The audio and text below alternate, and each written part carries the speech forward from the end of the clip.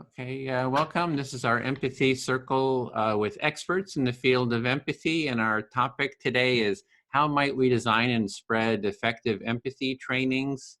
And we're going to go around and introduce ourselves each for a minute or so, and I can start. I'm Edwin Rutsch, founding director of the Center for Building a Culture of Empathy, and for about I don't know, 12, 13, 14 years, I've been working quite intensely on the topic of empathy. How do we really spread empathy in the world? And some of the projects I've been doing is interviewed hundreds of experts in the field. Those are all books behind me on empathy. And I've interviewed most of the authors of those books. We have three of the authors here today. We have a website, cultureofempathy.com, where all these resources. It's the central hub for empathy-related material. We have a social media site on empathy, and have something called the Empathy Tent that we take out into the public, offer empathic listening to the public, and do mediation at different conflict places. If there's a political conflicts, we take the tent there, listen to both sides. And I've been focusing on the practice of empathy circles, which is what we're doing today. We're going to be practicing that. And we've been holding hundreds of these empathy circles, which is I find a really good practice for facilitating, spreading kind of empathy skills. So we're going to go around to continue. Susan, would you go next? You're the author of Empathy History. You'd like to just introduce yourself? Sure. So glad to be here and be here virtually with all of you. So I published this history of empathy in September 2018 and did a lot of research over the course of probably a decade to look at the origins of the English term empathy, which actually is pretty recent, only it was translated from the German Einfühlung around 1908. 1909. And so what I did is I tracked kind of the early meanings of empathy from its German meaning, which interestingly enough was an aesthetic term about feeling into forms, feeling into shapes and art and nature. So actually the early empathy had a very different meaning than the one we're sort of familiar with now, although it does have to do with sort of transferring the self into another. At that point, it meant more transferring oneself into an art object. So this whole idea of empathy with things was a really interesting early understanding of empathy. But then I track empathy as it was first used in sociology, experimental psychology, clinical psychology, and interestingly enough, the term empathy wasn't even used publicly until after World War II. And then it's introduced to the American public. And again, it has a variety of meanings. I sort of point out this sort of how diverse the meanings of empathy really are. Sometimes the cognitive aspect is there. Sometimes the feeling aspect is there. A lot of the earlier understandings of empathy had it, really saw it as a complex and of both sort of cognition and feeling, imagination, a lot of different elements. Well, I just want to get a quick intro. We're going to go into the more deeper. And yeah, I also mentioned that you write a blog post in Psychology Today, and you write regular articles there too. So anyway, I track the meaning all the way up until like mirror neurons, which was a big deal in the 1990s. So the sort of neuroscience of empathy. And I just sort of point out that there's really a diverse, so I'll leave it at that for now. Yeah, thank you for that introduction. And Elif, you're the author of Designing for Empathy, Perspectives on Museum Experience and Fostering Empathy Through Museums. Would you like to just introduce yourself as well? Sure. Thanks, Edwin, again for the invitation. I'm Elif Gokcigdem. I'm the author of Fostering Empathy Through Museums and Designing for Empathy. I'm the founder of Empathy Building Through Museums initiative.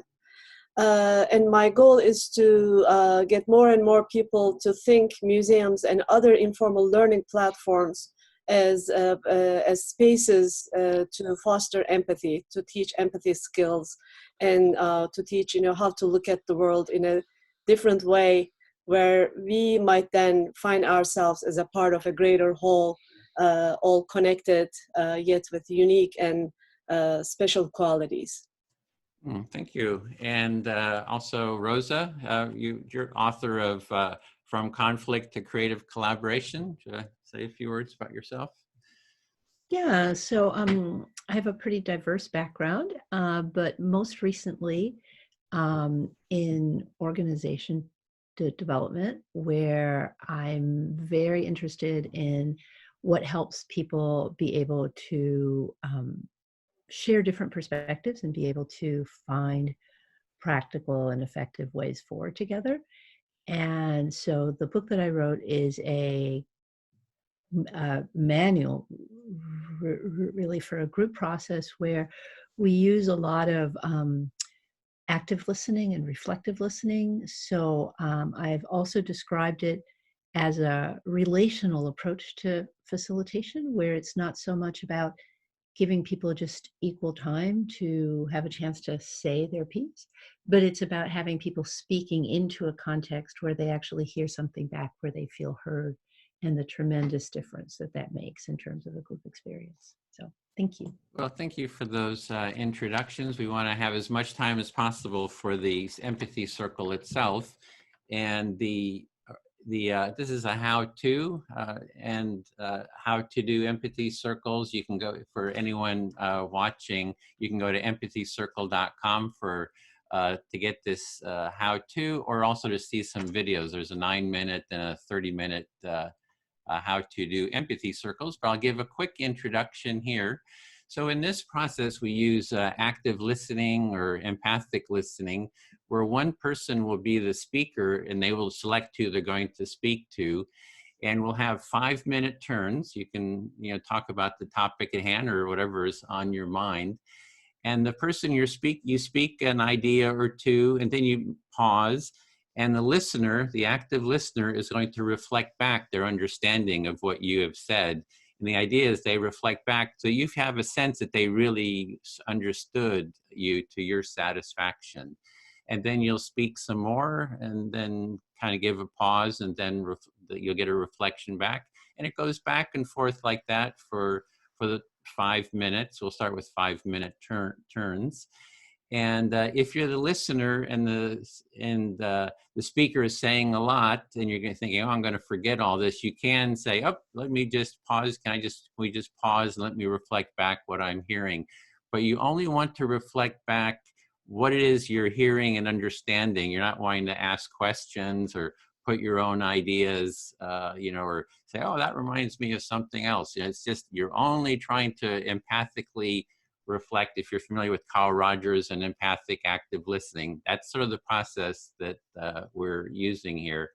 So then once the 5 minutes is up, the listener becomes the speaker, and they get to select who they would like to speak to, and that person reflects back their understanding and to the satisfaction of the speaker. And we go around for the time allotted, which is about an hour and 45 minutes we still have left. And we'll be using this process to explore the topic, how might we design and spread effective empathy trainings? And let me see if I forgot anything.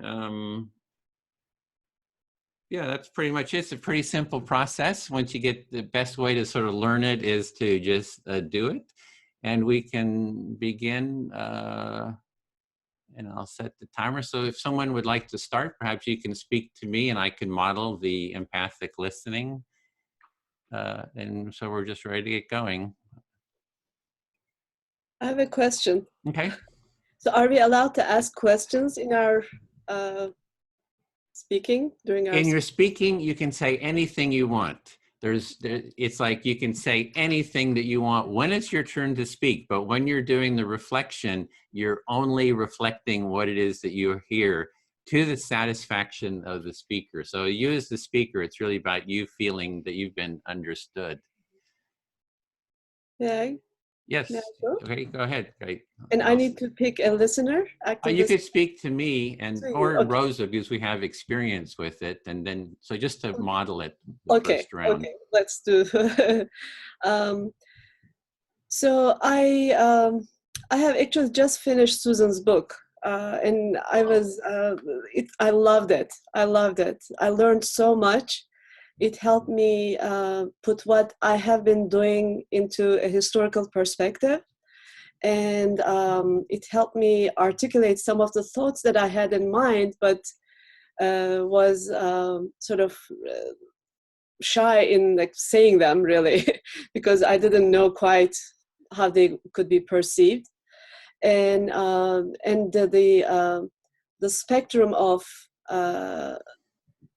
thinking since 1800s in the West is quite amazing and quite encouraging, I think, in today's empathy movements, because it sounds like we are shaping this as we go, to use it, to be able to use it for our collective survival.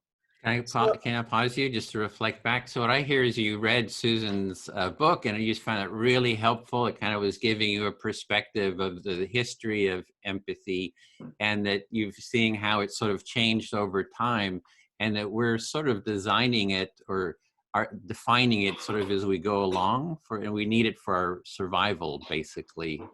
That's right. Mm-hmm. That's right, because how she ended her book was very hopeful, in a way that this is the kind of worldview we need to develop at this time with the problems that we are facing, and this is all the reasons why empathy can be a useful tool for us to design better systems, better education, and experiences for all.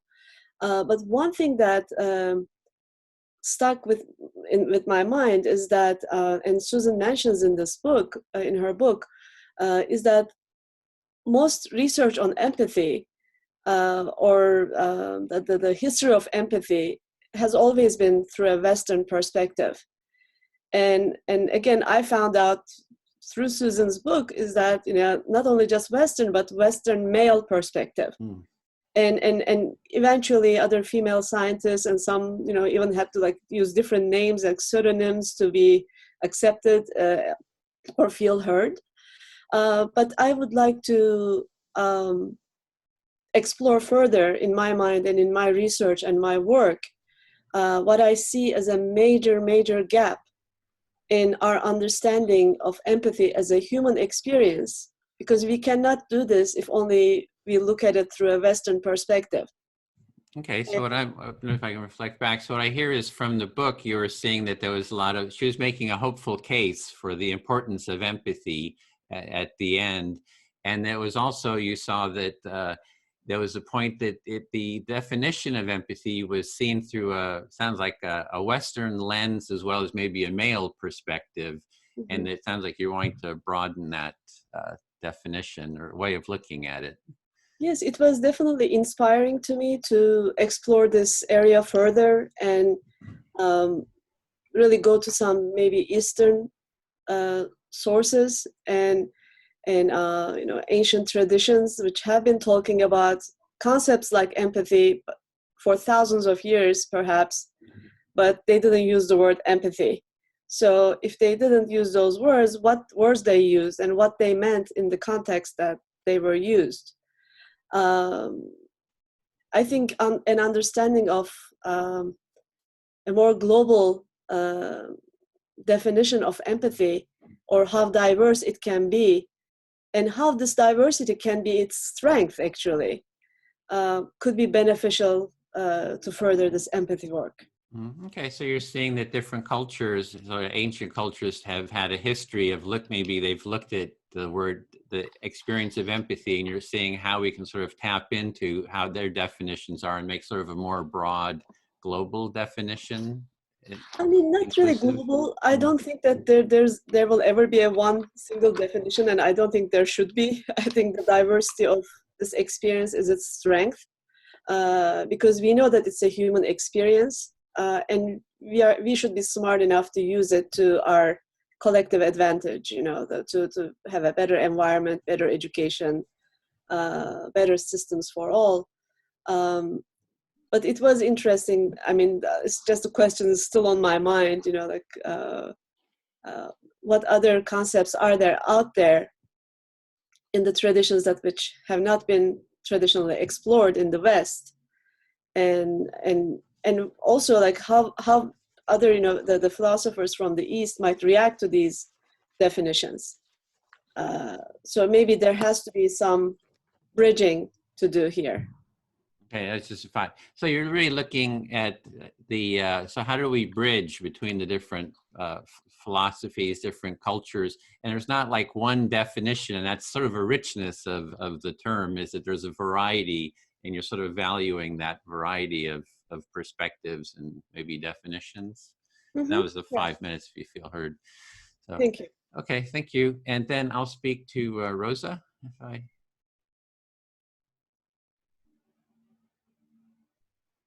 Yeah, well, I want to second that about Susan's book. Just, it was really helpful to have that history of empathy, and it was so many different kind of aspects I hadn't known about before. So I find it a really helpful book to get a perspective of how the term has changed over time. Yeah, so you also had a very wonderful experience reading Susan's book and learning a lot and seeing a lot of different perspectives and also how things have changed. And also, I think it's helpful for the training too. If we're sort of is how do we train people or teach empathy or kind of spread an empathic way of being or a culture of empathy? It helps to know what it is we're talking about that we're wanting to spread, because there's so many subtle differences that you know, we're talking about different things. So I think it was helpful for getting a little bit of clarity around that too. Yeah, and you're very passionate about teaching this and helping this work, this larger thing of empathic listening to spread. And so it's really helpful to be clear about what we're talking about. And so all the distinctions were very helpful for you in that way. And there was also how empathy had been used in some of the civil rights area too, that there'd been Black, I think, activists or so that had kind of talked about and promoted, you know, empathy, say, hey, we really need more empathy in society. And I had not known about those, you know, how it had been kind of had those different aspects of where empathy had been sort of advocated for. And so the foundation, though, for my understanding of empathy very much is on the work of Carl Rogers. So, you know, in terms of what are we trying to promote? And so that's kind of where I'm starting, is that that empathic listening, empathic presence, as sort of he sort of articulated. Yeah, so you learned some new things in this book, one of which had to do with how empathy was seen, talked about as part of the civil rights movement. And you're realizing a little bit more as you're looking at all these different perspectives, you're realizing a little bit more what your own standpoint is, and that you're coming from tradition of Carl Rogers and empathic listening and empathic presence. Yeah. And what I like about the empathy circle, it's sort of a structure that structurally holds that mindset. It's like, I'm sharing with you, Rosa, and you're staying with me, you're staying present with me, you're sort of sensing, trying to sense into what I'm saying and what I'm feeling, what I'm thinking. And you're just staying really present with me, which is sort of a crutch. You know, this process is sort of a crutch to sort of support that that empathic presence. Yeah, so there's something about this structure that you really appreciate. You used the word crutch or support. You didn't use this word, but I'm also thinking like almost like a scaffolding, Mm-hmm. something that helps hold this experience in place to have the listener to stay really closely with what the speaker is saying and reflecting it back. And so you're staying present. You're not like off ignoring me. You know, you're not interrupting me. You're not, putting me down. So there's all these things that block empathy. You're not doing those. You're just staying present. You're being present with where I am. And so I see that as sort of kind of an essence of one aspect of empathy. Yeah, so the structure, there's all kinds of things that the listener is not doing, right? Like they're not going off on their own thing. They're not trying to argue with the person that they're listening to. They're not ignoring the person. And so that's all very helpful for this particular kind of what you define as empathy that you are very interested in helping to foster. And the other is a culture of empathy, which I think is when we all listen to each other, like we're doing here, we're creating a culture of mutuality of listening. Everyone gets a space and time to be both the listener and the speaker. So we're creating a little mini culture of empathy here. Yeah, so it's not just about the personal experience, it's also about the interpersonal culture that gets created where we are in a space where each person has a turn to speak, but not just to speak, to actually be heard. Yeah. Yeah, I feel fully heard. Thank you. Awesome. Thank you. So that means that I'm the next speaker, yes. Susan, would you be willing to be my listener? Yeah.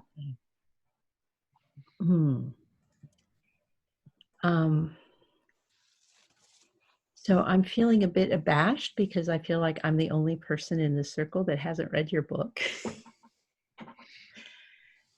Go ahead. Well, and there's another half of it. Like, I'm also totally excited because I'm like, oh my gosh, there's this great book I'm going to get a chance to read. So I see you feel a little like maybe that you can't talk about the book because you haven't read it, but on the other hand, you feel excited that you might read something after the conversation. Yeah, absolutely. Thank you. I'm also super excited because I just came across somebody's work that I think really fits into all of this very well.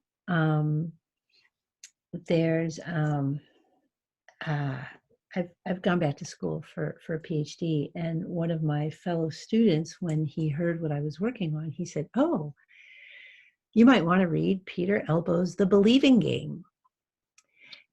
And so Peter Elbow is a professor at at UMass Amherst, who has written about the difference between the doubting game and the believing game. And he feels that both of those are really important for really thinking well, and that our culture has been totally imbalanced, where we just learn how to play the doubting game and we don't learn how to play the believing game. And so for me, what we're doing here is very much like the believing game. We're trying to understand before we, come up with all kinds of differences or why it won't work or da da da da. We're actually trying to connect with what someone is saying. So I'll pause there. Okay. So you're saying you've read or you've just heard of this new work by Peter Elbows on the believing game, and that's now a new way of maybe thinking about some of these issues that you've been working on, and that there's a kind of imbalance in our culture because we're maybe tending to be doubters and questioners or asking what's wrong with this picture perhaps, or what's the problem here, rather than starting out with trying to create a foundation of understanding, which is, I think what you're saying is what the believing game is, or part of it. Yeah.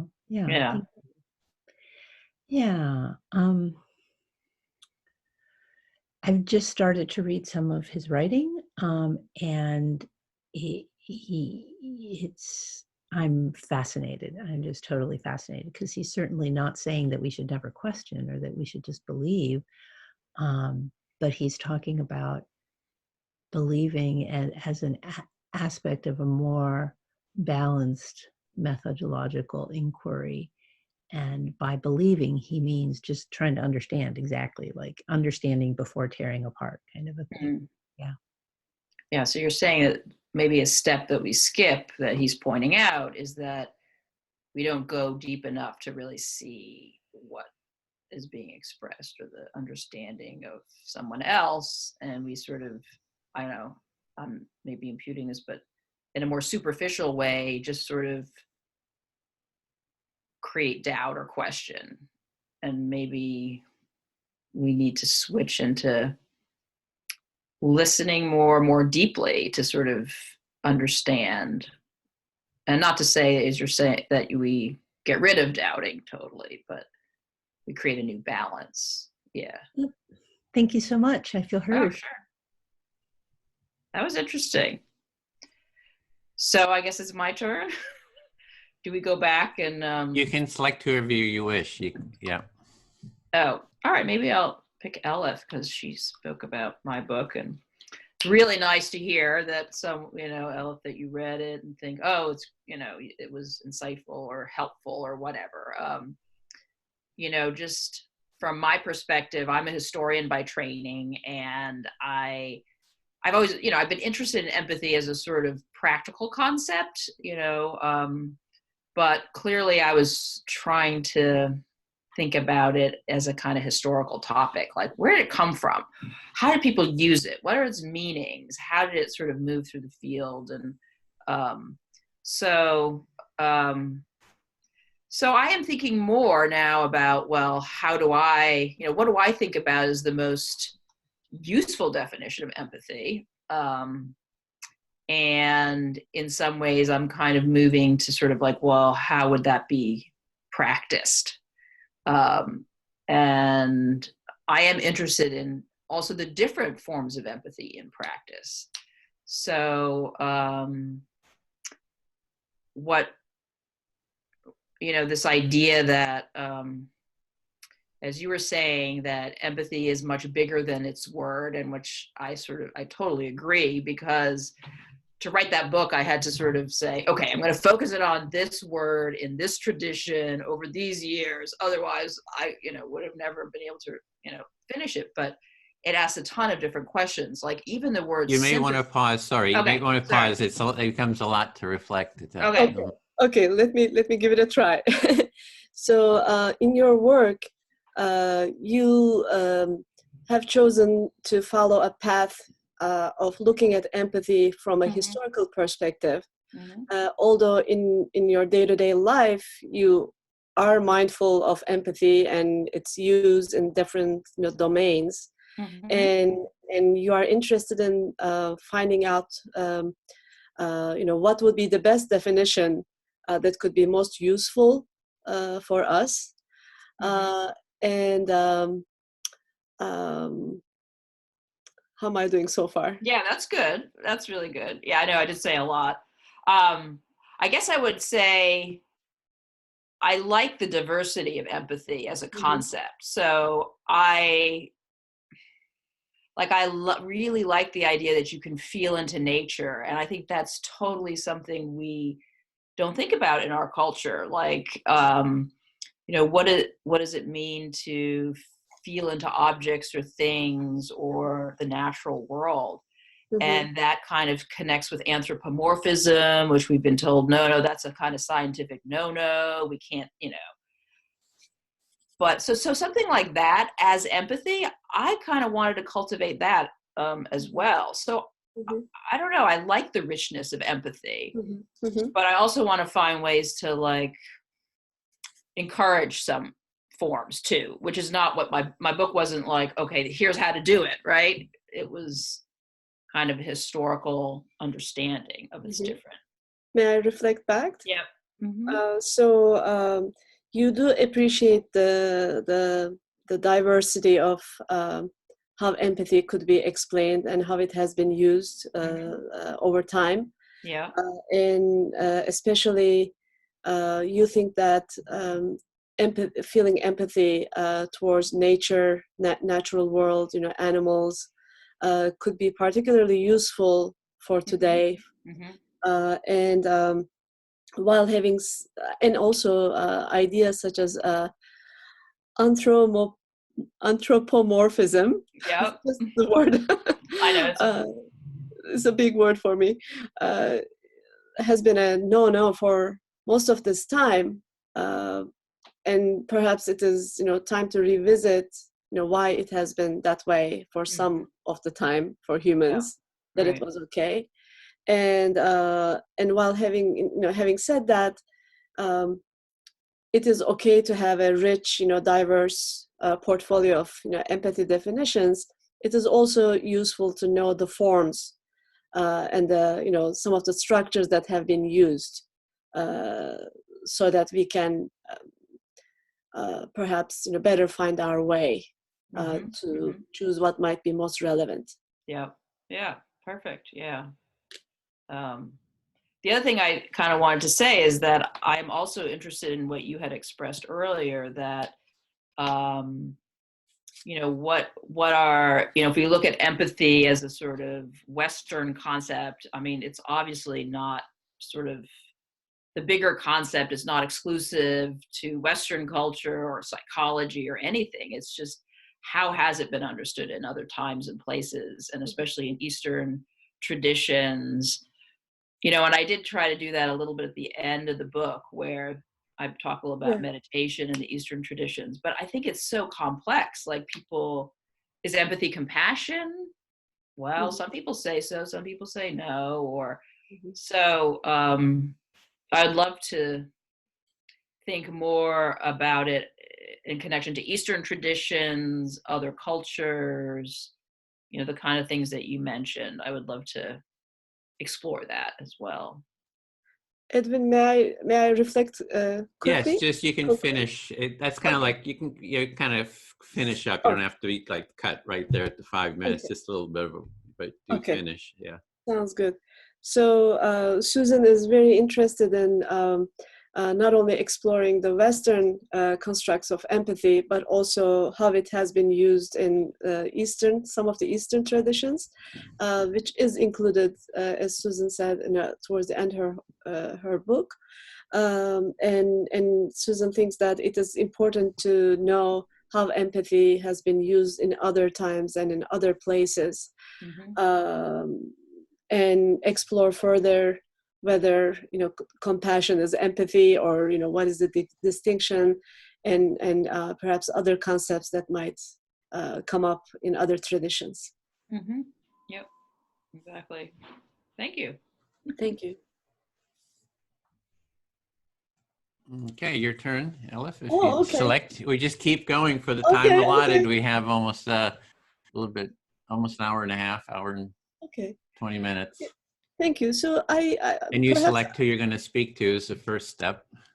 Okay. How about if I go back to you again, Edwin? Oh, to me? Sure. Yes. Yes.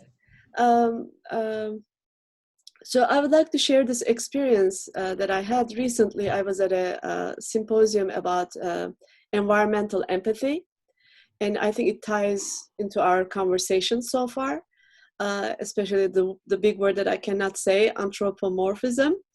And I found out that people who deeply care for the environment in our institutions, like zoos and aquariums or national parks, they have empathy to the to the universe. I mean, they have so much love and care and connection with the creatures that they care for as part of their jobs.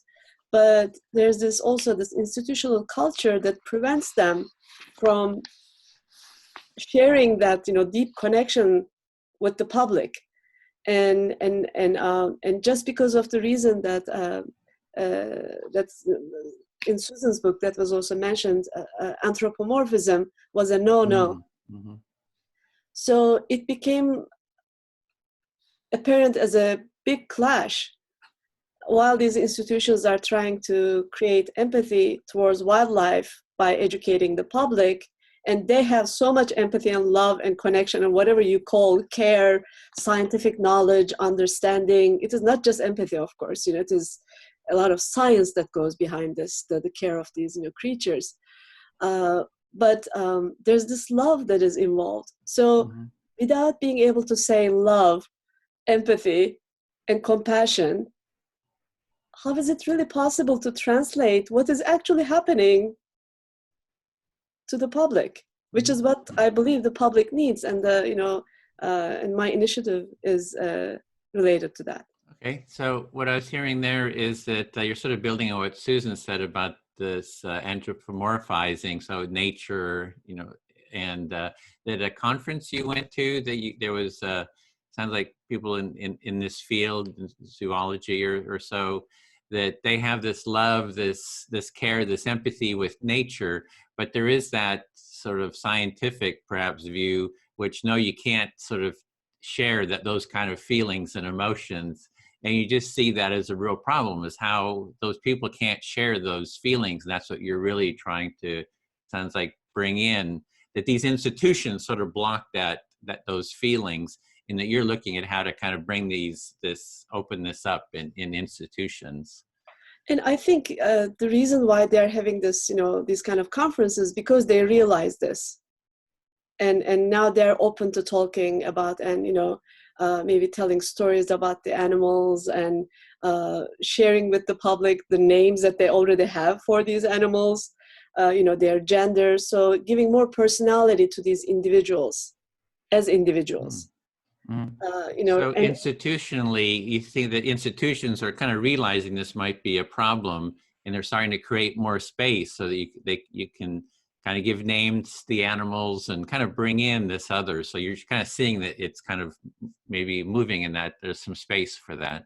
Absolutely, absolutely. And it is very interesting because these are, some of them are publicly funded organizations. So there's this other aspect of, empathy building or creating, empathy education spaces or platforms, is that you have to justify every decision that you make that would affect your funding. So without a proper understanding of what empathy is, it is also hard to ask the right questions. To what end we are trying to develop empathy for?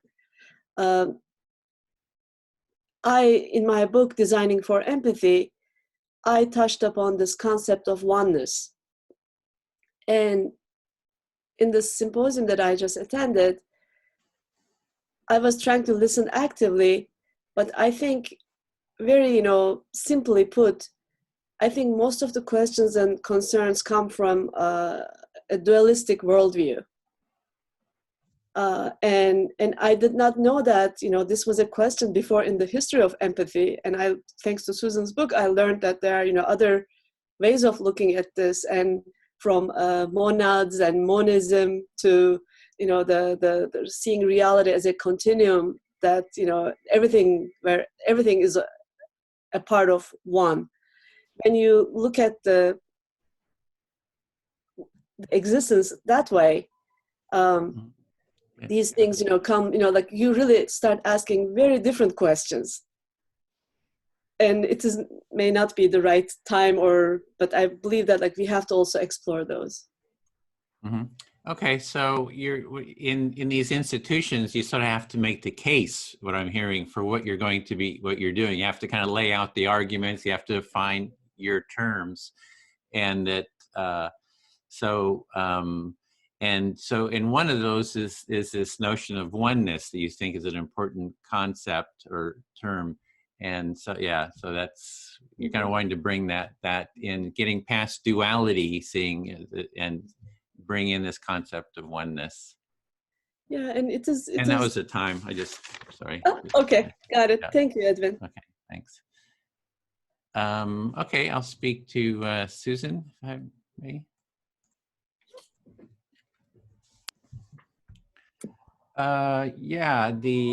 Let's see, one thing, we've talked about empathy, there are a lot of definitions of empathy and kind of the plurality of empathy and different cultures and empathy. I do see that the listening is sort of universal. I spent like 10 years traveling around the world, and I just found that, being in different cultures, people are kind of the same. There is this sameness. It's not like, oh, there's these other cultures that are so radically different. There is a sort of a commonality underneath all the So, cultures.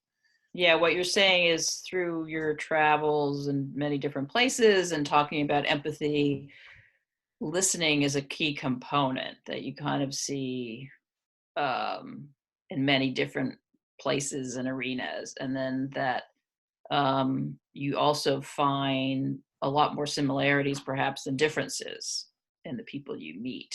And Yeah, that quality of listening is pretty universal. You can listen to anyone in any culture, be present with them. Listen, what we're doing right now, I do it with people all around the world. And it's kind of like the same thing. People have feelings, they have ideas, they share them, they enjoy, maybe getting heard. We create space. So I just see that there is a universality to just being present with someone, that, and everyone has feelings and ideas and thoughts and a story, and we can be present with them. yeah. So you want to stress the universality of listening and how people in some ways really have similar ways of being, or they have stories, they have thoughts, they have feelings, ideas, and maybe they're different, but everyone has those. And that's, so you find this listening particularly and being present is a sort of constant across many different cultures and peoples that you've encountered. And those feelings are, people have fear, they have joy, they have sadness, they have, love, they have care, they have anger, they have, rage. That whole spectrum of feelings is sort of human. And that's, for me, what empathy is being present to sort of feel into people's experiences, who they are, what is their felt landscape that they experience.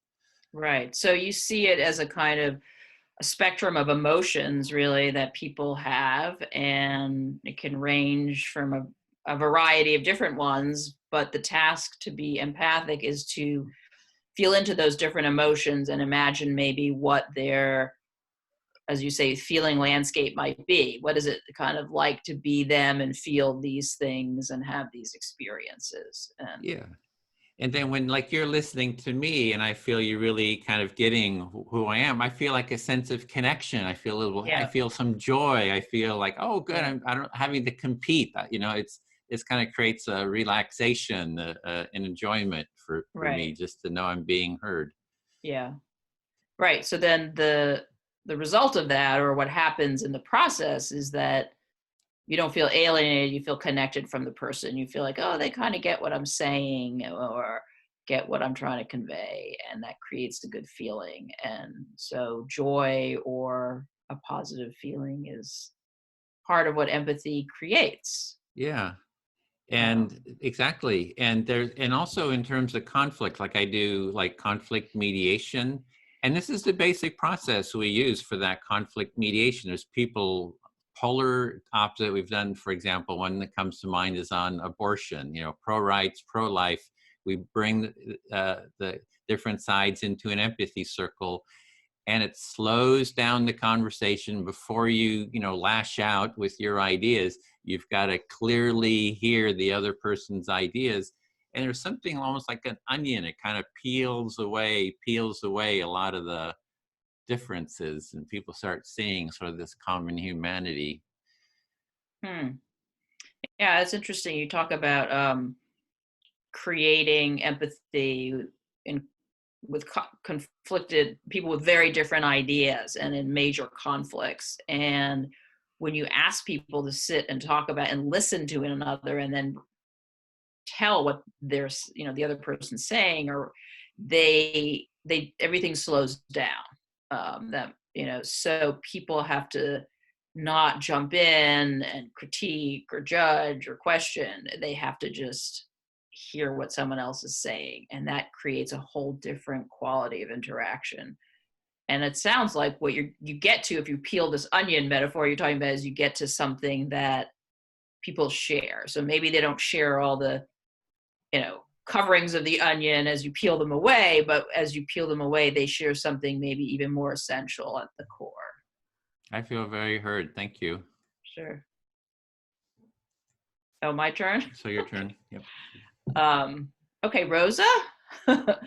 um, yeah, I Sure. like that. I really like that metaphor. It's kind of an interesting model, like just kind of what you peel away. It kind of reminds me of the work of nonviolent communication, which I'm somewhat familiar with, and I talk about a little bit in my book, but it actually pulls from the Rogerian tradition, interestingly enough, because I don't know if you guys are familiar with nonviolent communication as a sort of practice, but it's based on empathy. And the founder, Marshall Rosenberg, talked about how you you basically, in a conflict, in a situation of conflict, you try to identify feeling and then needs that are universal. And when you identify those universal elements that he calls needs, you make these connections.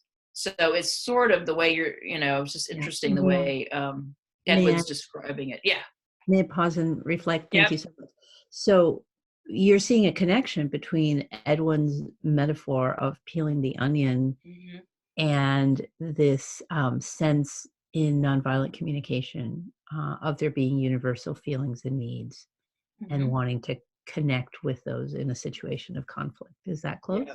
Yeah, exactly. So, I mean, as a historian, I'm always interested in how these traditions emerge. So I think ideas sort of, they don't just come out of the blue, but we have sort of traditions that shape our ideas. And so it's interesting for me to see those connections.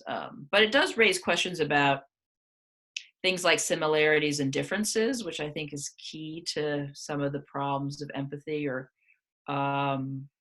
like how different are we as people, and or how similar are we? And I think empathies can be a kind of it can be a politically questionable thing, right? People will say, well, you can't empathize with an experience that's just radically different from yours. Like, for instance, some of the work I've done on the Black experience, there's a question about, Martin Luther King said, the oppressor race just can't really get what it's like to experience oppression. Okay, so if I may reflect back, so you said a number of different things. One is that ideas don't come out of the blue. So you're really fascinated with the traditions that then shape different ideas and how they come out. And then this whole issue of similarities and differences is one that is really rich. And you were mentioning how there are people who feel strongly that you can't empathize, whatever they mean by empathize, with someone who has an experience that is very different than yours because you haven't had that experience. And so, kind of in support of that position is this quote that Martin Luther King said about how you can't really get the experience of somebody who's been oppressed in a certain way that you haven't. So yeah. So I think those are provocative and interesting questions that I think anyone working in empathy, I mean, it kind of, for me, it behooves me to think about that. What are the limits of my empathy, and what can I claim for my empathy for another? And is there a certain point at which politically you have to ask yourself, I can't go that far, or I will never understand that. And and then this gets into some of the questions of like, people who write against empathy. Like, I'm thinking of Paul Bloom's work, right? That you really only feel the strongest empathy for people that are like you. So how do we cultivate the empathy for people who are not like you? And how do we make that work? And I think those are, I mean, not to say that we throw empathy out the window. Okay, should I stop? So just this question of what are the limits of my empathy you're saying is a good one to ask ourselves. Mm-hmm. And then this Paul Bloom speaking about how, from his perspective, we feel the strongest empathy with the people who are most like us. So you were starting to say it's not like we want to throw empathy out the window, but maybe we want to be more aware of its limits, or Yeah, I mean, I don't agree with his overall thesis, because I think he also defines empathy in a very limited way. And my definition of empathy is a little broader, and it takes cognitive elements into play. It's not about just kind of an emotional contagion model. But I still do think the question of how far does our empathy go and are there limits is something, because we're all born into a certain place and time, right? We don't have necessarily, we might have universal values, but we also have conditioning that sort of narrows the way our own experience, right? Our own experience can create limits, I think. So you think this is a really important question about the limits to empathy, because we are each shaped by our own experience. Mm-hmm. And so we need to take that into account. Yeah. Is there Do more? I still have time? Oh, no. Okay. I could talk about this more, but let's switch. Thank you. Sure. Elif, would you be willing to listen to me? Yeah. So I'm very interested in the question of diversity. And I notice part of my attention is still back in this whole topic of anthropomorphism and how taboo that has been. I have not kept good notes, but I know that every so often I read about yet another scientist who made some profound discovery, who felt like they were really feeling into the corn plant, or really feeling into the benzene cycle, or whatever. So I'm just really fascinated with, I guess I would call it indigenous forms of knowledge. Friends keep recommending to me the book Braiding Sweetgrass. I have not read it yet. I want to. Maybe I'll pause there, Elif. You have been thinking about the word anthropomorphism and how it has been taboo for such a long time, and that reminded you of some of the readings that you have done over the time about this scientific discovery, or that scientists figuring out how you can actually feel into a corn plant, or some natural cycle, amongst other things. And this in turn reminds you of some of the indigenous forms of knowledge. And Braiding Sweetgrass is a book that you would like to read, because it is often recommended within this context. Yes, thank you so much. Yeah. So for me, it's much more of an empirical question, right? Like, what are the limits of my empathy, rather than a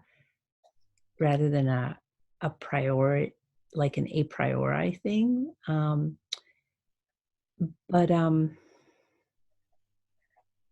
Yeah, I think it's a great thing to keep in mind. There's another strand I want to weave in here. There's another book that I'm just blown away by. It's called The Other Side of Language, A Philosophy of Listening, by Gemma Carati Fiumara, who is an Italian philosopher. And the reason I'm so fascinated by it is that, so her position is that in Western culture, back from the time of the early Greeks, we have taken a very one-sided, unbalanced turn, where we have thought of logos as just the speaking, and kind of forgotten about the listening that is the other complementary half of it. And she writes very poetically and eloquently, and I think that she's coming from the perspective of that, in addition to a philosopher, she's also a therapist, right? So she has this whole experiential base about the incredible power of listening. Maybe I'll pause there. I don't want to make this too long. Thank you. So you mentioned this other strand by referring to a book by an Italian philosopher and therapist. The book is called The Other Side of Listening. And this made you think of, how in Western culture, we tend to speak more, or we have been historically speaking more, but listening less. And this book made you think that in addition to theory, talking about empathy in theory, the experiential part of empathy, because the author is also a therapist, really highlights the incredible power of deep listening. Yeah, and to bring it back to the natural world, one of the things she says is the fact that we're only starting to listen to nature when she's screaming at us because she is dying is a sign of how far off our culture has gone. Yes. This is, and most of the examples were probably about human to human listening, but now she says we are just starting to learn to listen to the natural world, and because she's screaming, she's so much in need, and we only started to listening or learn how to listen. Yeah, thank you.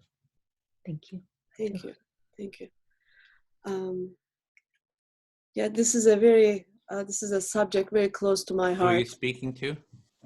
How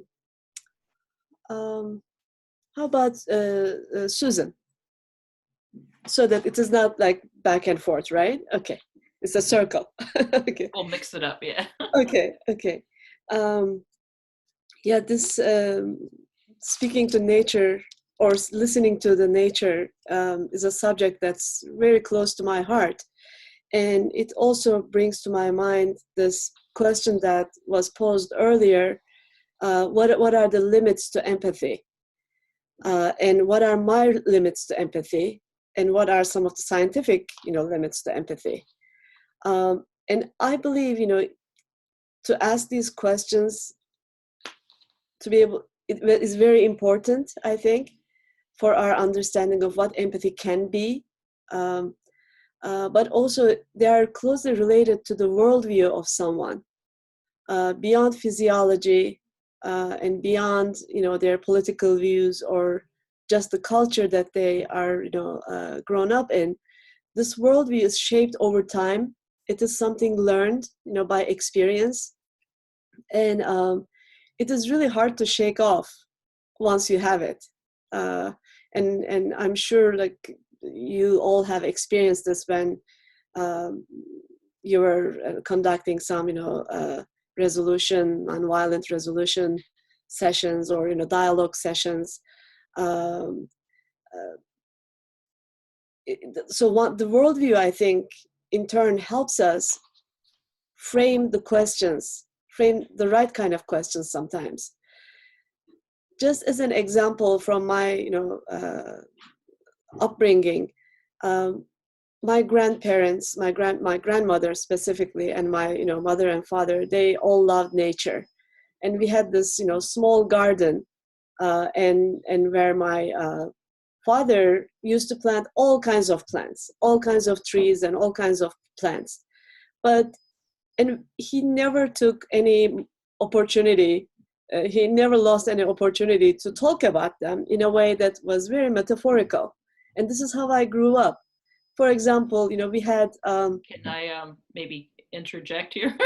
Please, yeah, before I go on with my novel. We're going to wait for the next story because I want to hear that. But you're really talking about listening to nature and how important that is. We're kind of pulling on this theme of anthropomorphism. Is nature calling to us and we haven't listened? And that connects up with this idea of what are our limits of empathy, right? So your individual limits, but also what is a scientific limit? I think those are interesting questions about how you're presenting these different ways. And then you also talked about worldview. So and I think what you were saying is maybe our worldview either helps us to have certain kinds of empathy or can also maybe limit us in other ways. I'm not sure if you were getting at that exactly, but one worldview you're saying that has been really influential is this idea that nature is this powerful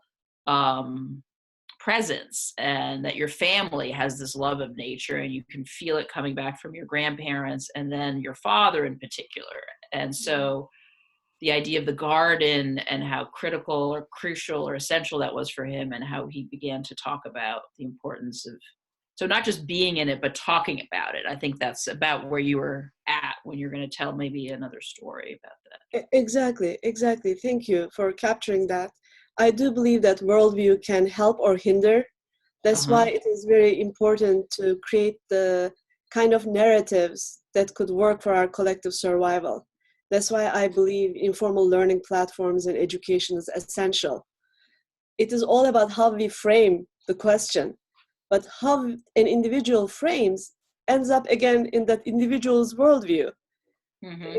Perhaps, in Western, white male tradition, they have been framing it from a dualistic point of view, but in other cultures, in other times, perhaps they were approaching it from a different way. And just to give an example from my family, my father used to tell me this story about the very plants that were growing in front of our eyes. We had, sweet peppers, hot peppers, red peppers, tomatoes of different shapes and qualities, olives, eggplants and all those things, cucumbers. And he would always make a joke, look at this garden, would you know what a hot pepper is if we didn't have sweet pepper? Or how would you know, how a tomato tasted truly if you didn't have, olives to eat with, and, this is a very cultural thing, because we are from, I'm from Turkey originally. So I'm describing our breakfast platter basically. But this was his way of, teaching me, sharing his worldview with me, that, how this diversity is essential to this beauty that we are looking at, which is the unity of all these colors and tastes and textures and smells and nutrition that we are gifted with. And that largely shaped how I look at empathy now. My background is history of Islamic arts.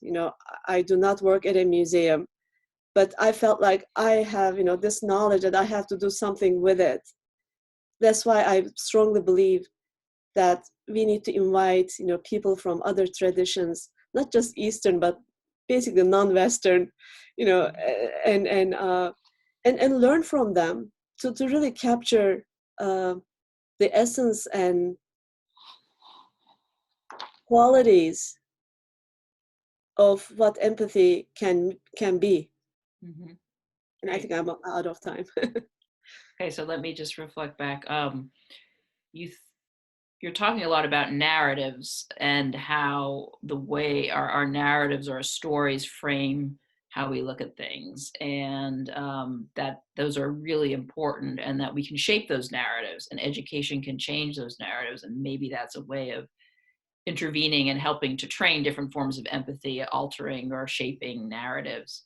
You're also contrasting a sort of narrow, maybe dualistic worldview that you see as kind of Western with one that's a little more rich and I think has a kind of unity, kind of a model of unity. So you give the example of your father and growing plants and all these varieties of vegetables and sweet and hot peppers or tomatoes and olives, and that the idea is you need this variety to sort of, it's a richness and diversity that helps you appreciate everything. So if you don't have the sweet, you don't sense the sour. It's kind of like that diversity allows for richness, but also all parts of that are necessary for the experience. And so I think that's a kind of vision that you have. And I think there's a lot of things connected in there. There's beauty, there's diversity,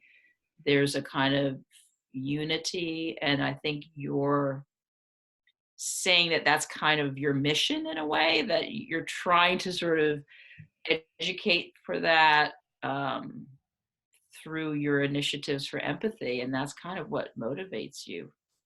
Thank you, Susan. Thank you. Yeah. That's nice. Thank you. Thank you. So all right, I guess Edwin, I'll talk to you. Listening. So I really liked what Elif was saying. And I like this idea of this unity and diversity thing, because I think that gets at the sameness and difference, which is constantly, I think, at this issue with empathy. Because one of the things I really like, and I didn't talk about it in my book so much, was that this woman, Edith Stein, who, she's in the Western tradition, but she was Jewish. She actually converted to Catholicism. She was a philosopher. But one of the things she said is empathy is, the very condition of empathy is it's not you. So there has to be some difference in empathy, because if it was your experience, it wouldn't be empathy, because it has to be someone other than you, or something, or a difference. So there's difference built into the very concept of empathy, which I find really rich, because I don't think empathy erases differences, because I don't think we can, I think they're there, but maybe there's a kind of tension between the differences and the similarity. And it kind of goes back to that model that Elif just, like the diversity of vegetables, like you don't want to turn that all into one thing. You want all that diversity, but you also want to find a way to connect it all together. Maybe I'll stop there. Yeah, so you're building on what Elif is saying about this sort of unity and in diversity. Yeah. And Edith Stein had addressed that as well, in the sense that there's something that's not you, and you sort of need that what's not you to sort of see yourself. And that's, again, similar to the different parts of the garden, different aspects that we sort of understand the different parts through the unity of the whole. Yeah.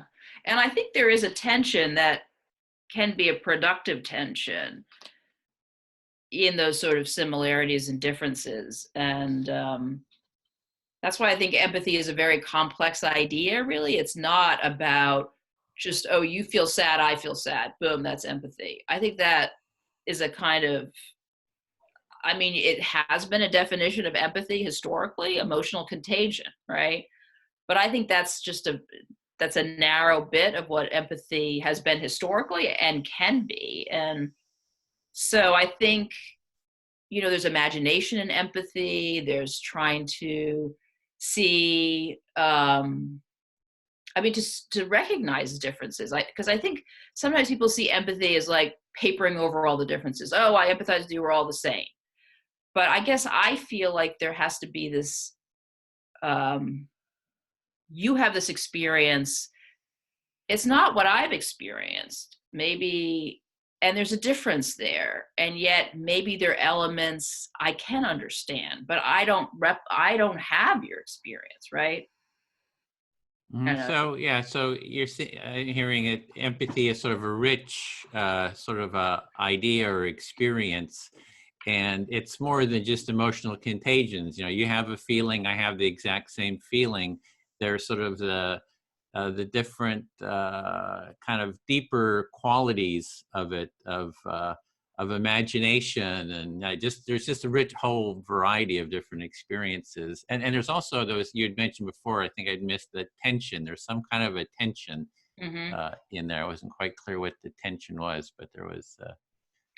Well, I think the tension is that I think, I don't know, I'm thinking of a model of trying to understand another person, and I just feel like there is something you never totally understand. You don't fully in my view, take on another person's experience because you haven't gone through it. You don't have that worldview built up over time, right? As Elif is saying, we each have our individual histories, and unless you replicate all of that, Mm-hmm. how do you really get it in that full-fledged way? So I think there's that tendency in the sense that we can't always totally understand. There's not like complete transparency between my experience and yours. So there's the tension. And I think if we think empathy, makes it all perfectly aligned, for me, that's kind of a misunderstanding of empathy, because I think there is always a tension between, again, I come back to what is the same and what is different.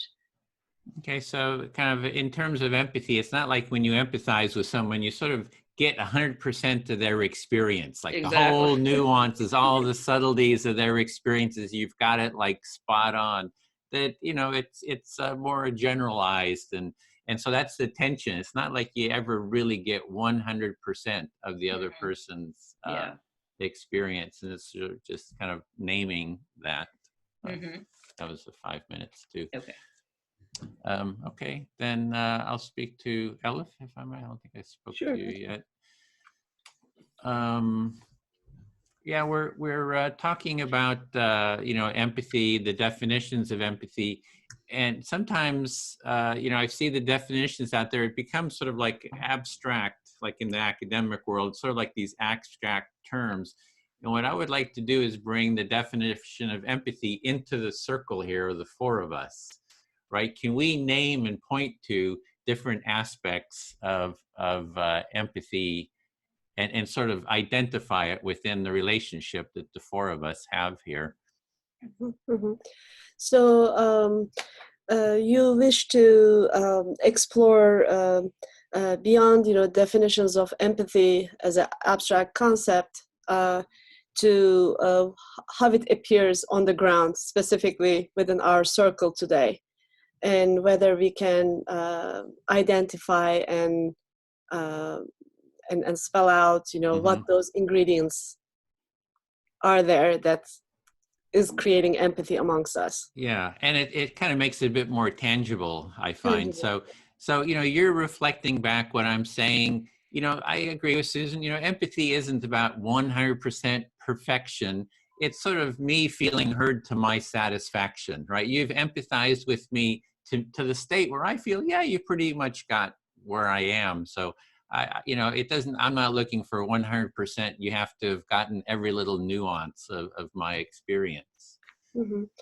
Referring to Susan's comment, you also agree that empathy is not, 100%, absorbing what or reflecting what another is feeling or thinking, but in your experience, empathy can be very tangible, and just being heard is at this moment is empathy to you.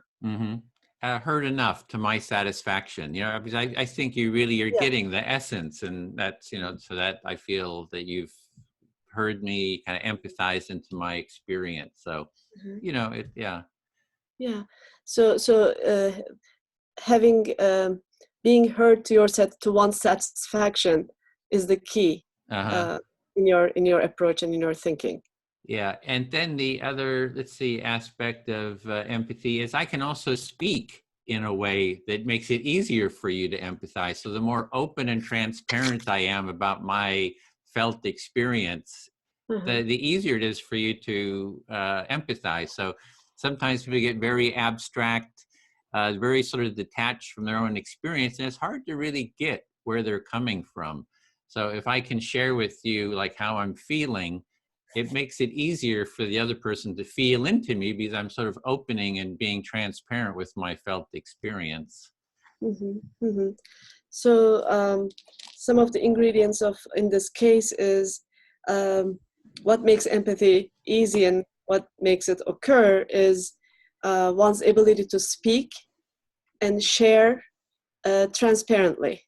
Yeah, exactly. Yeah. And So those are, so we're in a relationship, the more open and transparent I can be, the more you can hear that and then have it be mutual, then the deeper our relationship becomes. So that's what I'm kind of interested in.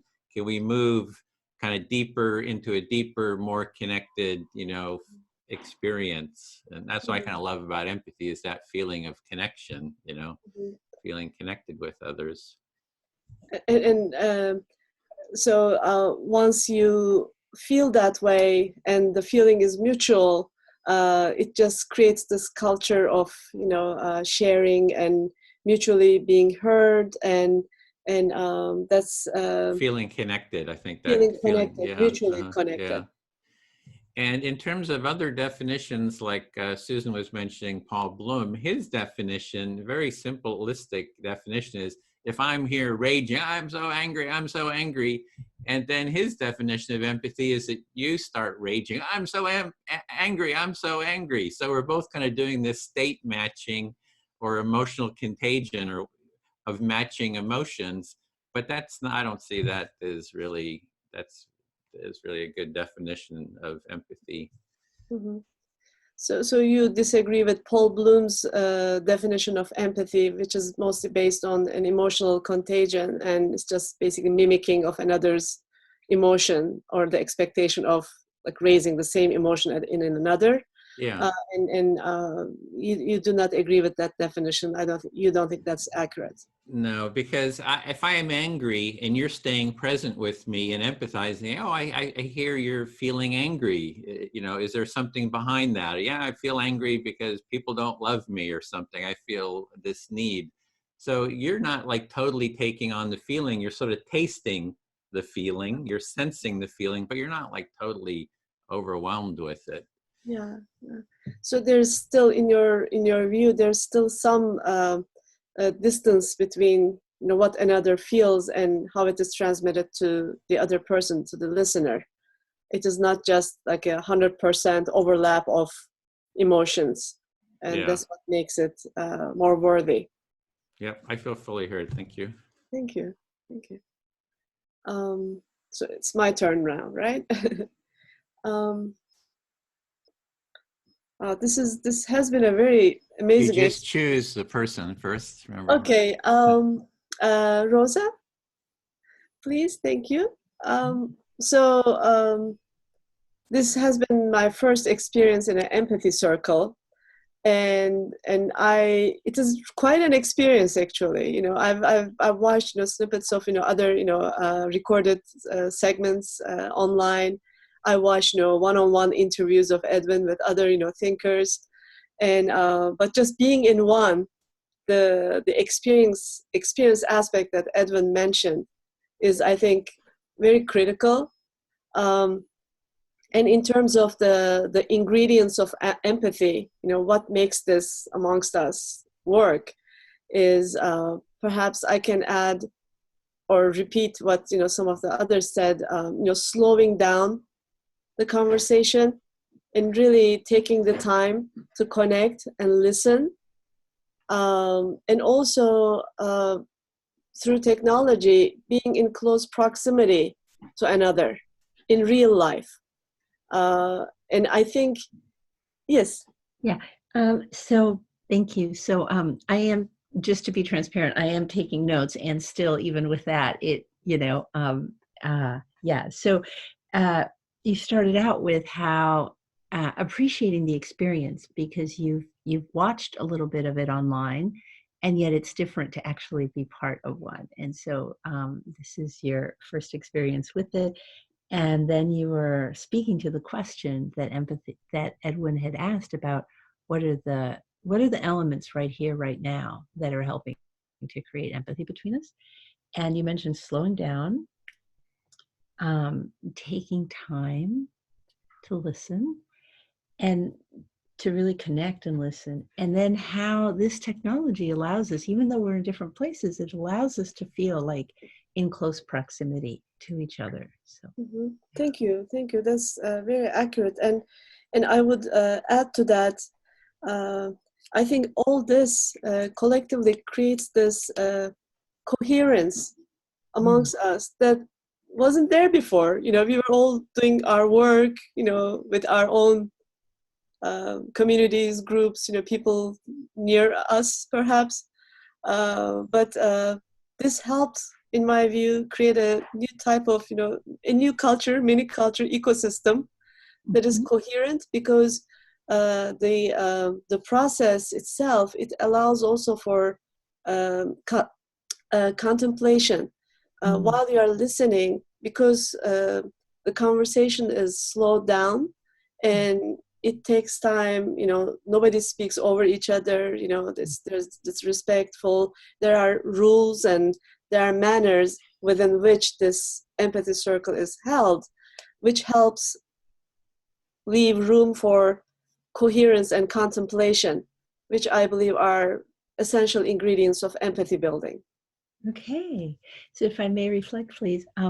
So this slowing down in the structure and not speaking over each other create room for coherence and contemplation, which for you are essential aspects of empathy. Thank you. Thank you. And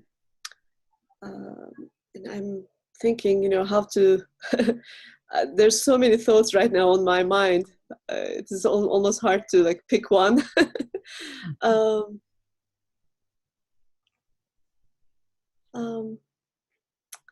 I think do I need to go on like entire 5 minutes, or may No, I? you can just say, I feel fully heard, and then that ends your Okay. time whenever you're Okay. ready. Okay, I feel fully heard at this time. Thank you. Thank you, Elif. Susan, would you be willing to be my listener? Sure. Yeah. I loved hearing what Elif said about the coherence and contemplation that emerged from slowing down. And I'm also, part of me is still back with the unity and difference, the creative tension between those two. And it's interesting. Actually, I'm going to pause right there. Okay. So you're feeling that you really like Elif's idea that slowing down in this kind of empathy circle conversation allows for coherence and contemplation of the material. We can kind of think through it as people are talking and we're not rushing to interrupt or whatever. And then you also want to talk about the unity and difference topic that's come up. Yeah. So it's so interesting to me because I don't even know who said it anymore. It may have been you, but something about like when people think that empathy means that we're going to like totally meld in with another person, what that reminds me of is how sometimes in my work with collaborative problem solving, consensus building, etc., people kind of think like, okay, we're going to do this process and then we're never going to have any disagreements again or something. And it's not like that. It's like we arrived at a place of unity about something. And then maybe when we go into talking about next steps, then there'll be more differences. And, then it's like differences and convergence and divergence and convergence. And so, yeah, I think this longing or this fantasy or whatever, it's like finishing my to-do list. I often use this example with people, like, if I were to finish my to-do list, does that mean that I'm never going to have another one, right? It's like there's an ongoingness, like there's always going to be differences to bridge, right? Even if we all like get to a big aha about something, it's like we might get better at bridging them, but it's not like the differences are going to ever go away. Yeah. So let me reflect back. So you're elaborating more on this theme of unity and difference and what it means practically for you and your work with people and conflict resolution. And you use the word fantasy or longing. And I think you're kind of feeling like sometimes people, or we in general, or have this idea that we're going to get to this moment when everything is going to be like aligned and we get everything and it's done. Kind of like your metaphor, your to-do list. Like, we're finally going to get to this point and we'll have perfect harmony, perfect understanding. And what you're saying is that there are moments when you have moments of understanding, and you maybe get to some point in this conflict that you empathize with the other and get it, but then doesn't mean you're in this like beatific state. There's another conflict or another issue, and so it's an ongoing process. So what came to mind is this idea of process, right? That we're just in this process of trying to empathize and trying to connect, and then maybe go ahead. Yeah, and so yes, that moment thing. One of the authors I admire a lot, she talks, Barbara Fredrickson talks about micro moments of connection. She's a positive psychology researcher, and how beneficial it is for us to have many micro moments of connection in our relationships. But, and we can have many, and we can learn how to, okay, so we have a difference, so let's listen to each other, let's understand, okay, so now, it's like we can learn how to, but just the differences aren't going to go away. And I don't mean that has to be bad at all. It's like we're not going to lose our, we're not, maybe it came earlier when we were talking about the peppers and the this and the that. It's like, unless we just put them all in the blender and make gazpacho or whatever, but actually the kind of gazpacho I like better is where it's like chunked and you get to actually taste the different vegetables, and it isn't all just one blended soup. So we can have a lot of shared understanding without the differences going away. Yeah. So again, you're talking about how empathy doesn't mean that you kind of get rid of all the differences, or that people just all become the same thing. And so you referenced, I don't know, Barbara, I don't remember, I didn't catch your last name, but she talks about micro moments of connection where you connect with someone, and maybe it doesn't last for, months and months, but maybe you have a connection for for a little while, and you kind of value those because you might end up having differences in the next few weeks or something. So you kind of, in a way, honor those differences and see them as part of the process. And then you had this also nice metaphor about, we don't really want to sort of make everything the same or everybody the same, as in like the gazpacho. Like, those differences, of the cut up vegetables actually create diversity and richness. And those differences are just, in a way, something to celebrate too. I think is what you're saying. Yeah. Thank you. I feel heard, but can I add just a little point of information? Yeah, go ahead. Barbara Fredrickson is Fredrickson. There we go. Fredrickson is a positive psychology researcher that measures the physiological effects of things in the laboratory.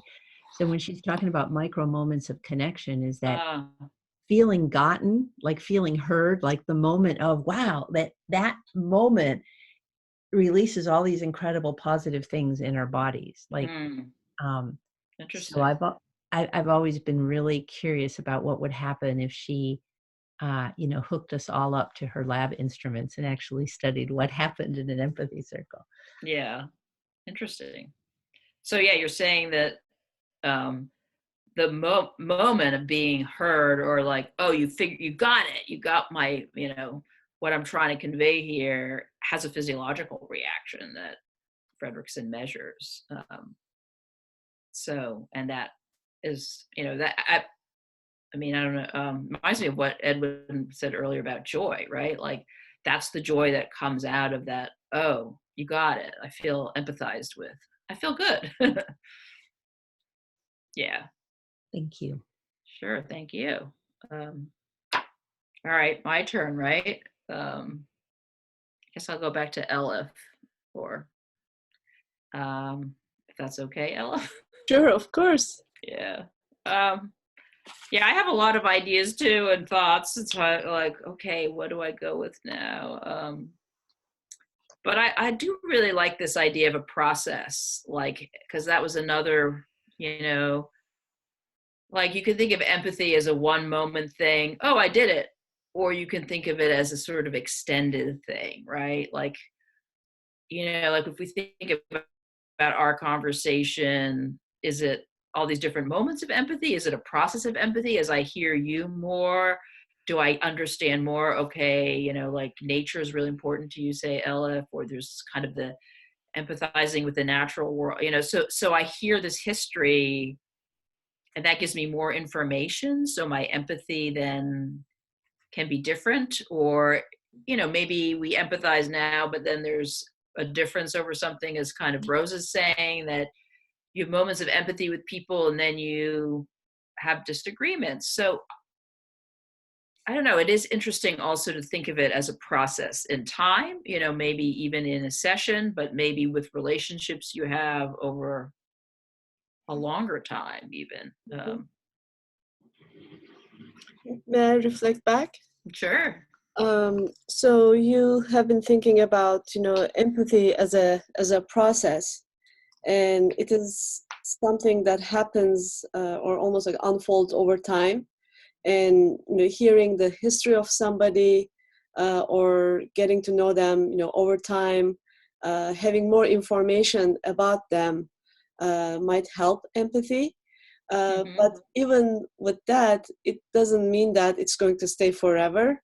This moment might lead to an agreement, and then another might lead to a disagreement, and which is the nature of a process. Yeah, right. Yeah, thank you. That's I don't know, I guess part of what I'm thinking about is and maybe we can talk about how do you, what does it mean to cultivate empathy, right? And how would we do it, right? And what kind of is it, like, if we want to, like what the work I've done so far has, like I said, has been historical. And I've done different kinds of nonviolent communication kind of workshop type things, but I don't know, I'm just, and I want to hear what other people think on this. So like, obviously this changing this culture of empathy and empathy circle amongst us is, an intervention, but what other things are people thinking of? Like, are there educational things out there that we should be kind of devoting ourselves to? Are we, should we be thinking about, I don't know, what you're working on, Elif, like museums, like is there ways to create experiences for people so that they can expand their empathy? I don't know. I'd like to hear more about, like what everyone's been thinking about interventions. So if I may reflect, you have this question on your mind, what does it mean to cultivate empathy? What we are doing now is a form of intervention, which we are experiencing. But how do we do it? What platforms can we use? Is it something educational? Can we use, museums or other places to create experiences that cultivate empathy? And you invite others to share their thoughts on this. Yeah. So, I don't know, maybe this one of you want, I can stop there and maybe have someone. If you feel fully heard. I feel fully heard. Okay. So I might, share a few ideas from my work. So I Who mean, are you speaking to?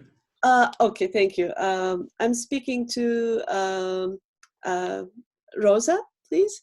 So I would like to share a few ideas from my work, which includes all kinds of museums, from arts museums to children's to science, civil rights, natural history. And in this country especially, we have a museum for almost every subject. So I feel like if we can get them to think themselves as platforms for empathy building, they would not only be more relevant to society, but also could help solve a societal problem, which is the lack of empathy. Because I believe we need all kinds of platforms, all kinds of knowledge, all kinds of disciplines, all kinds of industries to get involved into the design of these experiences, because empathy permeates all aspects of life. So we really do need everyone around the table. But if we must start from somewhere, I know that there are great programs and tools for empathy building in schools. But I believe informal learning platforms bring some more ingredients to the table, such as not getting graded, or being in a sort of more informal place where you can just be yourself and take your time to engage with others, or the artwork or the objects you're interacting with. There could be experiential learning through play, through tactile experiences where more than one senses get into play. Okay. Yeah. So you have a lot of ideas, and they are centered on museums, and you work with all kinds of museums, and there are many kinds of museums in this country. And so you think that museums could redefine themselves as platforms for empathy building. And to the extent that they did this, it would make them more relevant to society, and it would also help them contribute to this huge challenge that we have in our society. And so you see this challenge as being one that all sectors can be addressing and contributing to. It's not like you're saying that museums are the only way. However, you think they have some very good opportunities, because even though there's programs in schools for supporting empathy, there's some advantages to museums because people are not getting graded. It can be more informal learning. It can be more hands-on learning. So it sounds like you're saying that we should have empathy in schools, yes, and we should also have empathy in lots of other ways. And you in particular are focused on empathy through museums. Thank you, Rosa. And and when I say museums, again, it is all kinds of museums to provide people access to different entry points. And I know there are many issues about museums as institutions, the accessibility and whose voice they represent and whose taste that they represent. There are all kinds of issues. But what is interesting with this empathy building journey or the process is that as soon as you have that question on your mind planted, with your best intentions, you might want to just go out and provide the public with a program. But the minute you think about it, you look internally. I think much of it is internal work at personal, institutional and societal or cultural level, because some of the things we have to resolve within ourselves so that we can better identify what the others needs. But if we do not even have the knowledge of this emotional literacy that helps us understand our own emotions, our own biases, choices, the decisions that we make on a daily basis, then it gets more difficult, I think, to recognize them in others. And I think that creates a connection point.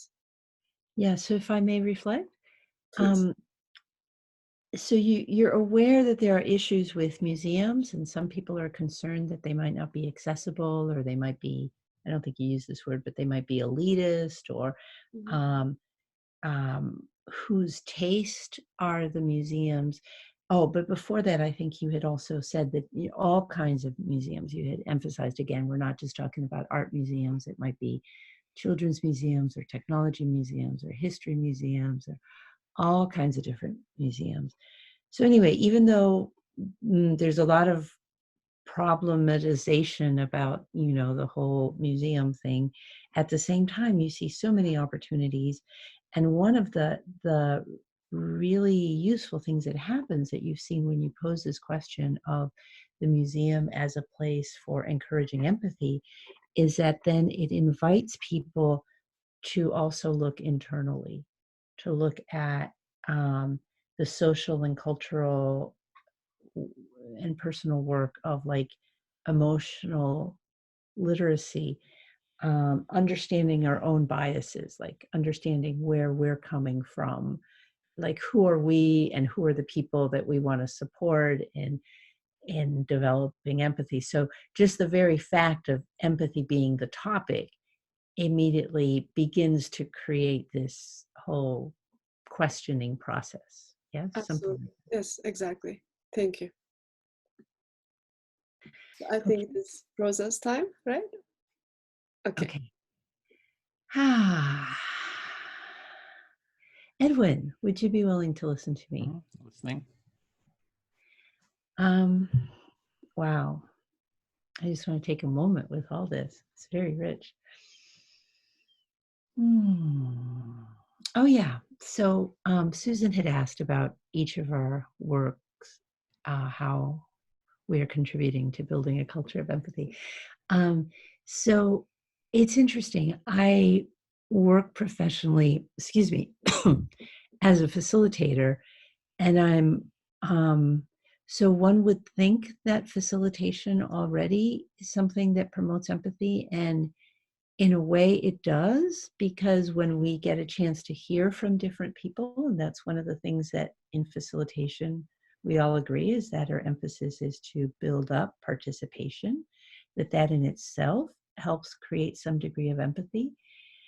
And for me, I feel like it doesn't quite go far enough, because having a chance to speak is not the same thing as feeling heard. And so for me, I'm very interested in promoting relational forms of facilitation that include reflecting back, just so that people know that there is an option. And sometimes early on, because what happened was before I met Edwin and before I learned about empathy circles, I had come across a form of facilitation where there's a lot of active reflecting back to people, and it's very powerful. It creates a very psychologically safe space for people. Amy Edmonton out of Harvard talks a lot about the importance of psychological safety in teams, etc. But this was before all of that. So that I came across this form of working, and now I'm coming across things that help me explain why it's so effective, right? But anyway, so there's that. And then I guess I also want to say, I don't know if you want to reflect back. Yeah, that would be, yeah. Okay. So you're wanting to sort of address what Susan was saying, like what are the forms, what are the ways of fostering empathy, and you're saying that as a facilitator, you created spaces that are sort of empathic spaces, but you're saying that it's not the same. Being heard is not the same as empathy, or No, that there's a speaking part to it. Or, I'm saying conventional facilitation is more about giving everyone a chance to speak, but it doesn't do very much about helping people feel heard. Oh, I see. The facilitator in a conventional facilitation approach will only reflect back in a very minimalistic way when there's a conflict, so only a little bit at times, whereas there are relational forms of working with groups, and I'm trained in one of those, where there's much more reflecting back each person, so much more creating a opportunity for people to go deep. Okay, so in traditional facilitation, it's been, oh, you give everyone a chance to speak, but in the forms that, but that doesn't mean the person has really been heard deeply. And you're looking at processes, relational forms where people really feel that they've been understood, deeply and gotten. So, Yeah. and that's one of the forms that you're working with. Yeah, thank you. And one of the places where this is being used a lot, which is really been exciting for me, is that this work has spread more in Germany and Austria and Switzerland than it has in the US. And there they use it for these participatory public policy processes. So they use dynamic facilitation, which is this relational form, which does a lot of reflecting back, for bringing together people who have been kind of like a citizens' assembly. They've been chosen through sortition, so through lottery, and then they come together and they're invited to address a particular public policy issue where the local government or the regional government is inviting a level of guidance from the community. And so it's been spreading because, interestingly enough, it's more cost effective because when you involve people, not just from the neck up, but when you invite people's feelings and people's whole beings, the coherence that gets created and the amount of work that they're able to do in a shorter amount of time is comparable to other processes that take a lot longer because they just work from the neck up. Okay, so you're talking about the process that you're doing with dynamic facilitation, which is you're doing it in Germany and Austria, where it's more popular, or almost. Almost. I don't do it there. I don't speak German. Oh, mm-hmm. This method that I've been trained in has spread there, Oh, and okay. we're using it for public policy processes there. And that's one of the reasons I've gone back to school to do a PhD, is because I want to do research on what they're doing, because I want to help spread the word about what they're doing in English-speaking countries. Okay, so you're really wanting to spread this practice, and that's why you're studying it in Europe, where that it's being used, and it's a process that where people feel more deeply heard, and they're able to apply it to making policy. It's not just sort of an intellectual process, but people get really more deeply heard in this process. And that's what you're working on. Yeah, that was 5 minutes too. So yeah, thank you. Thank you. Okay. Well, this could go on for a couple more hours, I think. I have so much still I want to say, but we're coming to the end of our time. We just have 8 minutes left here. I want to keep us on time. So maybe we can go around and just share, take a minute or two just to share what your experience was with the empathy circle. Maybe what do you see the benefits or the drawbacks, or just anything about your experience that you'd like to share, sort of in closing. Yeah, so if anybody'd like to go first, or should I? Elif, looks like you're about to speak, so thank you. Oh yeah. Well, again, thank you so much for the opportunity, and also thank you for through this opportunity I got to meet Susan in person recently. So that was a very wonderful experience, and thank you, Susan, for coming to the workshop. Thank you for holding it. It was great. Yeah. And then I watched your Edwin's interview with Rosa recently. So I've had a little bit of information about what Rosa did. And this personally helped me expand my view of empathy and also the people who are working in this field. It is a very enriching experience overall. And I do feel the safety and the comfort of being able to speak freely, not being rushed, and hearing many other very interesting thoughts and experiences, ideas. Sometimes following a thread, but sometimes just introducing new ideas like a lace, needlework, and this is just. Truly a beautiful process, but this empathy circles, I think, now that I've experienced one, I can say that it does bring, coherence, contemplation and community, which is, I think, what Edwin's, main goal is. I think this is how communities should be created and could be sustained. I do hope that, our community and connection today will also last a long time. Thank you. Thank you so much. Yeah. Susan, would you be willing to? Oh, sure. Yeah, I will second a lot of what Elif just said. I mean, this has been a really rich moment to hear about all your experiences, the way you understand empathy and try to create it in your own lives and in your own practices. It is hard actually to sort of stop and not like, wait, I want to ask you that question, or what do you mean by that, or I think this, so I found myself just having to slow down and just but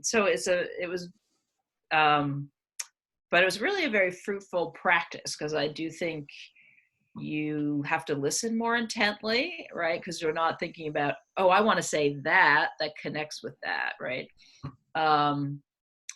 And I think it does also build that community and safety, as Elif is saying. It's really nice to have, the thoughts that you're grappling with reflected back. So yeah, I'm really happy that you're doing this, Edwin, and I'm really happy that you invited us all to participate. Thank you. Thank you. Rosa, would you? Yeah, it's been a delight. I apologize for not having had the time to really delve into the work of each of you beforehand. I have known Edwin for a while, mostly online, although we did get a chance to meet in person in January, which was delightful. And and Susan, I am really looking forward to reading your book. And Elif, I'm delighted to learn about the work you're doing in museums. And I guess the main thing I'm left with is that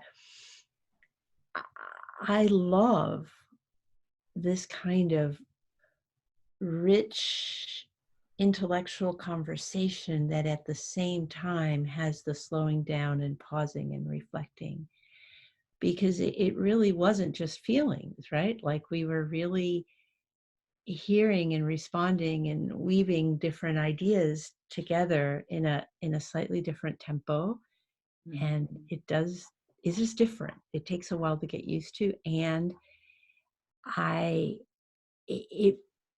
it makes me feel so good, because I feel like sometimes people just put empathy in a box. Like it's all about being a therapist. And if you're a therapist, you need to have empathy. But if we're going to have a intellectual conversation, then why would empathy play a part of the practice of it, right? Like we might even be talking about it, but why would we need to do an empathy circle?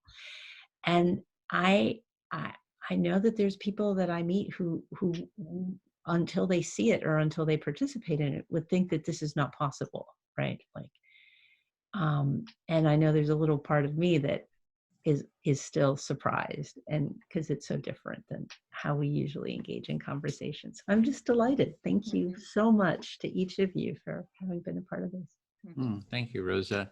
So yeah, for me, I just enjoy bringing people together and for kind of connecting with everyone here. I think if we're building an empathy movement really to spread this practice, we need to bring people together who are so experienced, because each of you have worked, quite intensely with the value of empathy, and it shows. You know the nuances, the subtleties of it, and I just really enjoy coming together to explore that. And from my experience with empathy, I find this empathy circle is a really easy sort of a first step practice. Like it's something that could go viral. And, can we get, I say, well, let's set up our empathy tent in the Capitol Mall in the United States, and we demand that the Republicans and Democrats do empathy circles with each other, right? So it's something that ideally, I think everyone could learn how to do an empathy circle in the world and, spread this practice. And it's just this first step, but it's a really good, you know, first step practice. And there's many other practices, and that's what we were sort of starting to, you know, to talk about here. And I think we can, you know, we'd love to do more of these, and I hope you're, you know, would be willing to take part in other dialogues. So thank you very much for taking part. I just feel very, very moved and very warm for everyone having taken part in this. Thank you. Thank you, Edwin. Same here. Great. Thank you. Yeah. Okay. Well,